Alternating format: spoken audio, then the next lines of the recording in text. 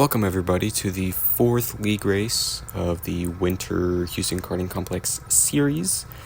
This is round 19 of the whole year, but this is round 4 for me, and we are green. Green flag is down. We are going. Get a great launch, pretty good launch off the line. And around the first corner and through the second corner, we just get a little bit of a better run, and so we're into first place. And yeah, it was actually a pretty fun race today. It was slightly slick this morning. We had a rain delay, and we ended up having to start about an hour and a half later than we normally would.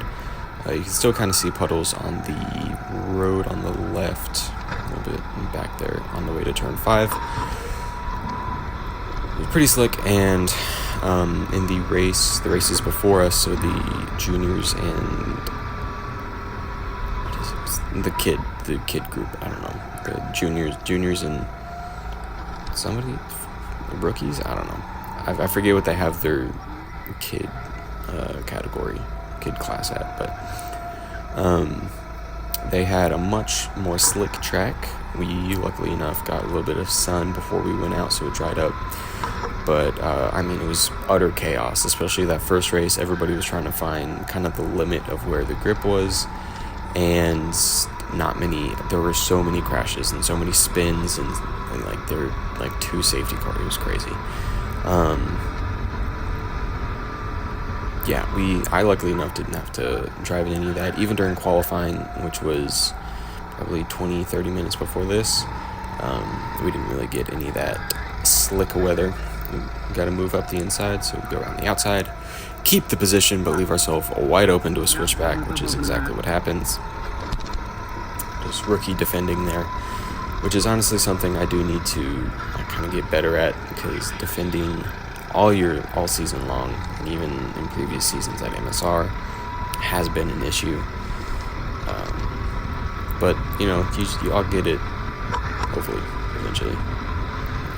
My car did get a little bit light and shifty in that high-speed turn as we move up the inside into first place. Most of the overtakes happened in the low speed, just because of kind of the racing rules, where you had to be alongside, and he's still alongside. So I don't shoot across to the apex. I try for a switchback, but he does a good job keeping his momentum going and move back into second place. But because of the racing rules, where going into the braking zone, you should be alongside at least like halfway or so. It is a little bit more difficult, because you can't just send a move, rightfully so. I mean, you shouldn't just be dive bombing, but it makes it a lot easier in the low speed, because there are more lines you can take and kind of set up. But in the you can't really change your line through straight, so I qualified second, about 3/10 off pole, and the qualifying kart felt great. I was kind of worried about the conditions. It was a short qualifying, so we only got 7 minutes instead of the usual 10, and in the race they gave that extra 3 minutes back, so instead of a 30-lap race, it is now a 35-lap race.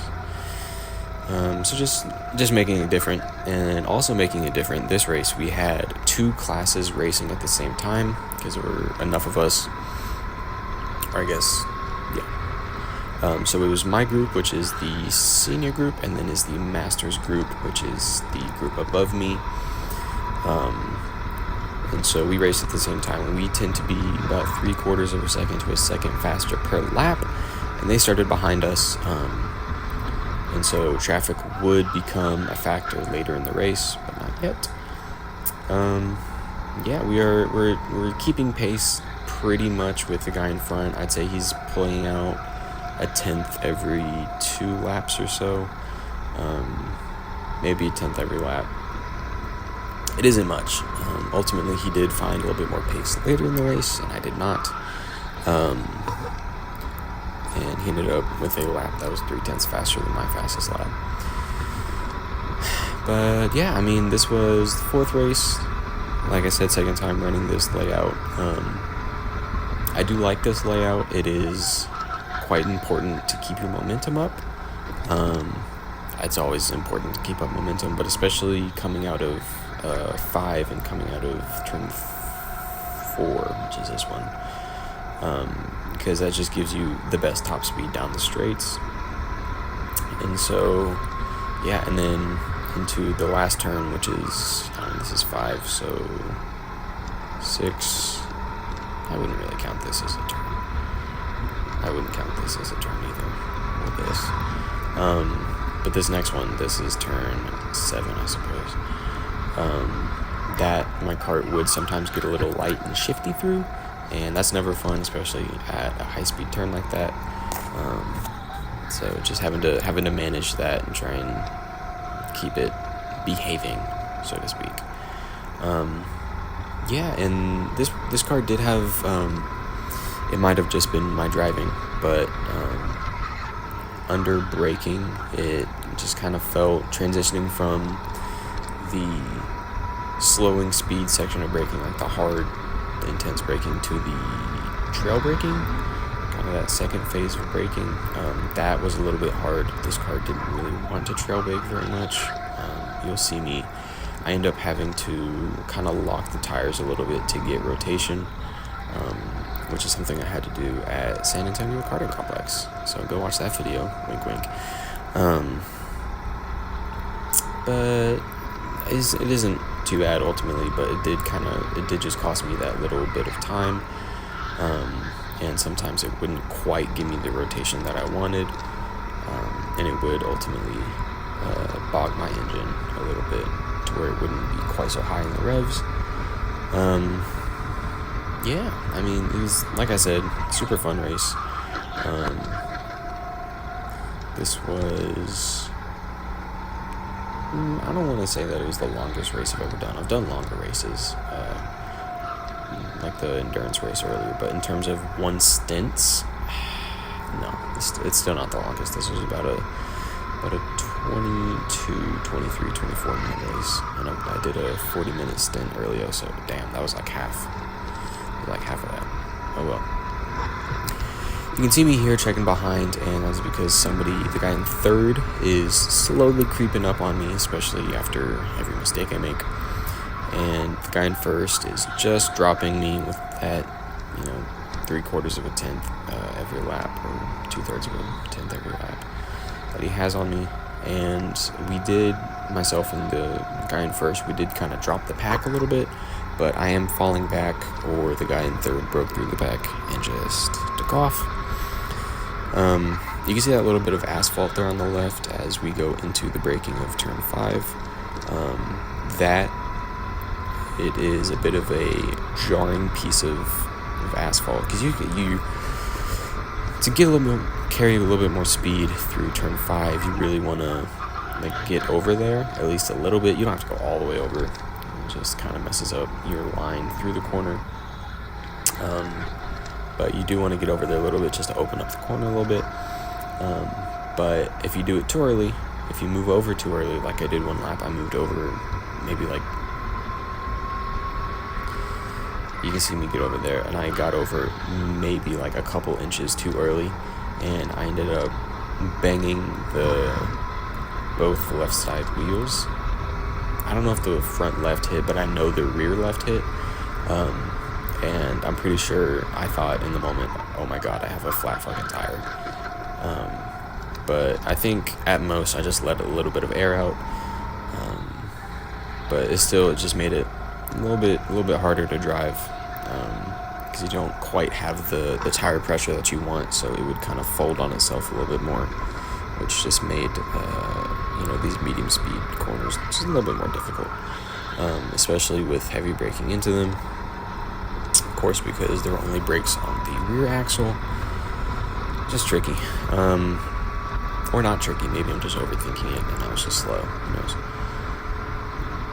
Heading into lap 15 now. That was pretty good through the first turn. Yeah, with these low speed turns, you can use multiple lines through these. So it just made it really up to you kind of how you went through it. There isn't really one line like there is with turn 5, and then the infield is pretty much only one line, but not with the low speed. Next race, I want to say, we are going in this direction again, but we're going to use we're going to use the infield as well instead of this kind of oval bit with some low speed. There I go real deep, just didn't get the rotation at all. I check behind and he's not there, but he is closing, and that is very worrying. As you can see ahead, we have our first masterclass driver that we're going to come up on, and yep, the traffic was going to be a part of this race at some point, and so just try and manage, getting through them, because they don't have to let you by. I don't even think they give blue flags, really, but because it isn't similar to kind of how an F1 blue flag works, as he points me through. Thank you, sir. But he was still kind of there on the inside, so I just gave him space. Cost me a little bit of time, but better than spinning across his nose and crashing. But yeah, the blue flags aren't like F1 where it's, hey, get out of the way now, like move. It's more of a, hey, you're coming up on a slow cart, watch out, don't crash. That's pretty much what it means. They don't have to really get out of your way. They're encouraged to get out of the way, but it isn't like they don't get penalized for it, so they don't really technically have to. Yeah. It's I don't really know, in a fit of honesty, it has been a couple of days since it happened. I just haven't really had a chance to record the voiceover yet, but I know how it turned out. Obviously, I was there. As we go very deep into turn 5, and I'm pretty sure this is the point where third place really starts to close on us. Checking for flags there, and I don't see any. So, on to lap 19, and there's third place. I just leave it wide open. Didn't even know he was there. I try and get a switchback to line up the move into turn 5, but he kept his momentum pretty well, so it just didn't really work out. And we stay pretty close with this guy for a couple of lapses there. We get real into that pothole, which is a bit of a reverse incentive, I forget the word, to kind of disincentivize you. I don't even know if that's a word, Christ, to really push and kind of straight line that exit, but you can. It's just about the size of your cojones, see how close you want to get, and really running it wide there, try and carry as much speed as possible. And through turn 5 for the 20th time, a little bit on the curb, get real close to the pothole, and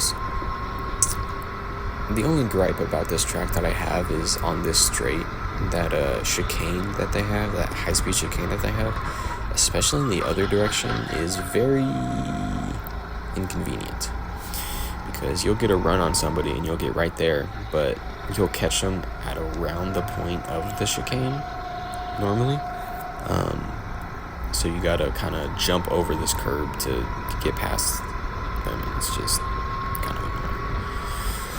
But that's really the only gripe I have. Otherwise, this place is sick. This is awesome. There's a girl who I raced with at MSR, Cheyenne. She did beat me most times. She beat me most times in B class last year, and especially the year before, which was my first season. I don't think I finished in front of her at all year long. We shoot up into P2, and a little bit of contact on the way through, but it wasn't really, I don't think it was intentional, just kind of bumping a little bit. But yeah, she was here.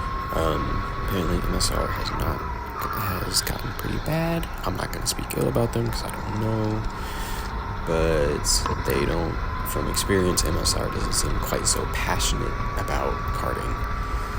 as they were when I was there. But, you know, what are you going to do? I don't know. What are you going to do?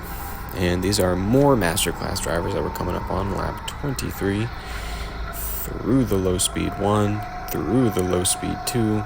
As we're coming up on, I think this is KJ, a buddy of mine that I met here at HKC, Houston Karting Complex.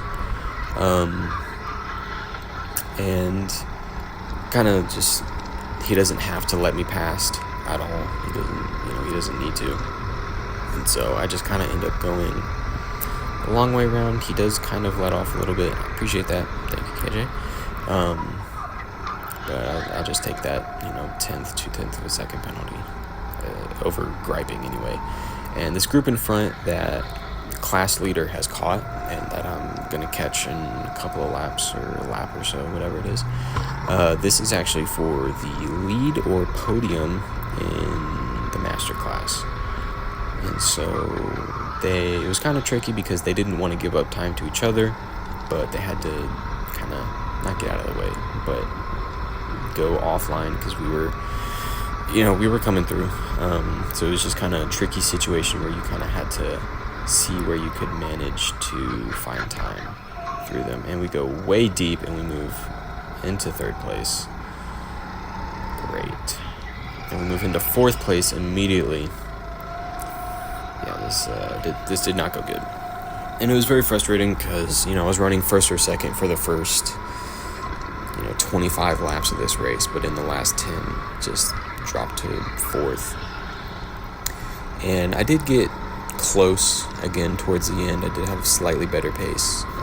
We'll see what happens. Going through the straight here, and once again we are gonna closing up on these guys.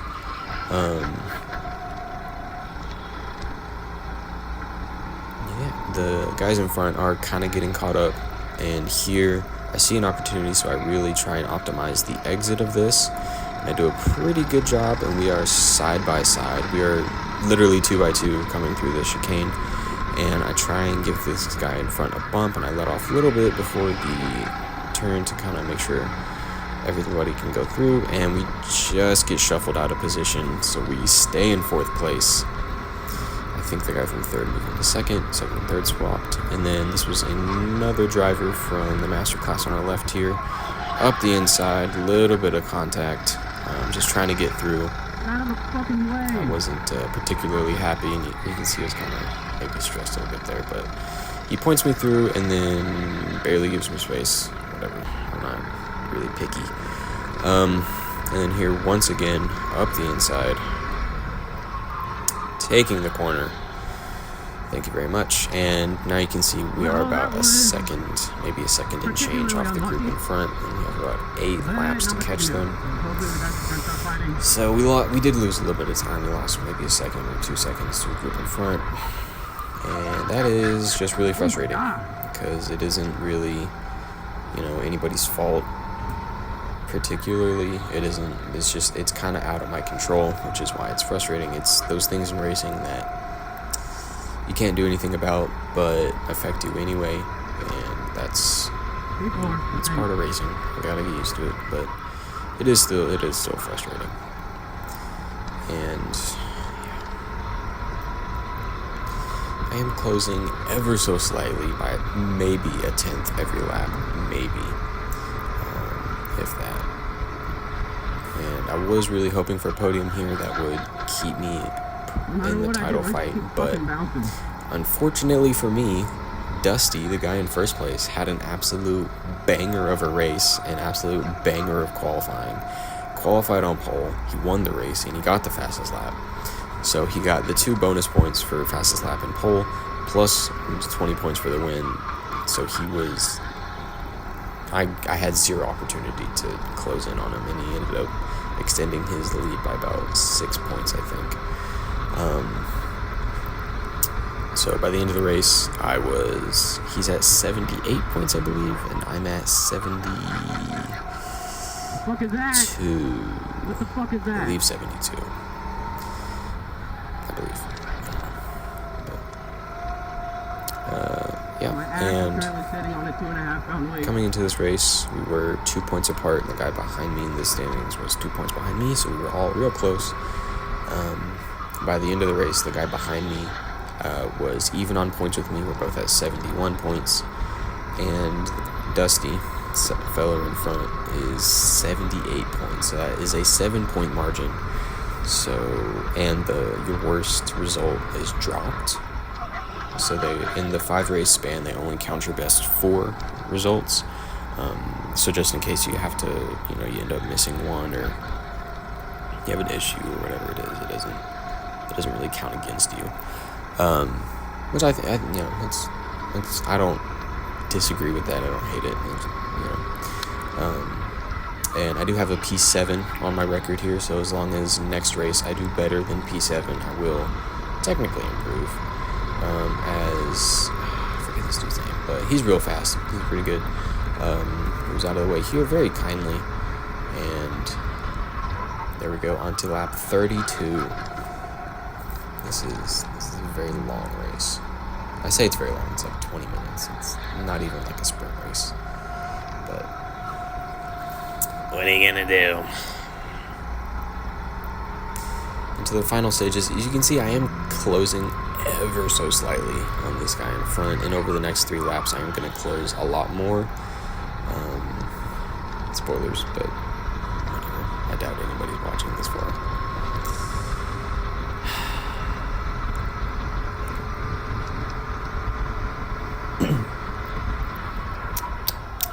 On to lap 33. Bus right, bus left, bus right, bus left. We're in 4th place, believe it or not. Yeah. And so I do think I am pretty much out of championship contention, because even I would need to have the weekend that Dusty had this race. I would need pole in the win and the fastest lap on a layout that I have not done well at historically, but I'm faster than I used to be, so maybe I'll do a little bit better. You will see.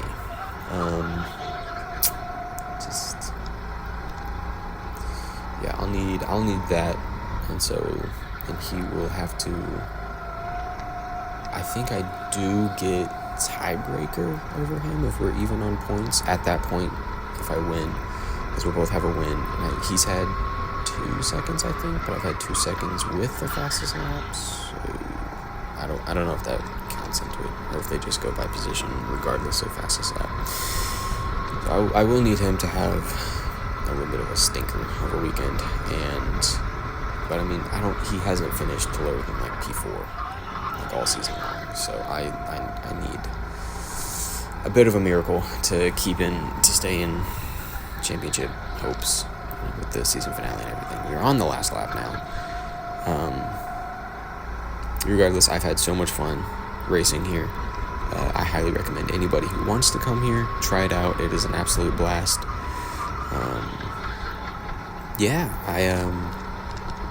Thank you guys for watching, at least a little bit. This is it. So we ended up finishing P4, and we come across the line about now.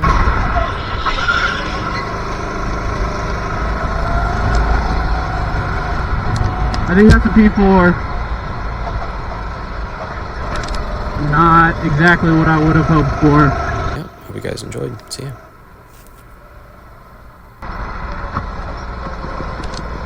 Yeah. I might be up for the championship, but we'll see.